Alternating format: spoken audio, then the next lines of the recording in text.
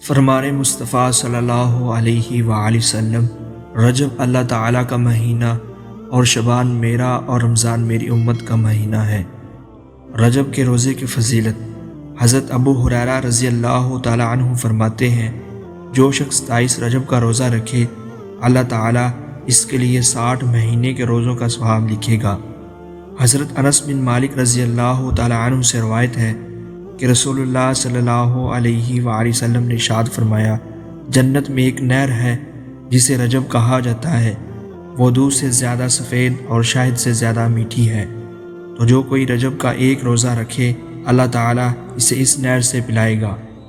27ویں شب کے 12 نوافل کی فضیلت۔ رجب میں ایک رات ہے کہ اس میں نیک عمل کرنے والے کو 100 برس کی نیکیوں کا ثواب ملتا ہے، اور وہ رجب کی 27ویں رات ہے۔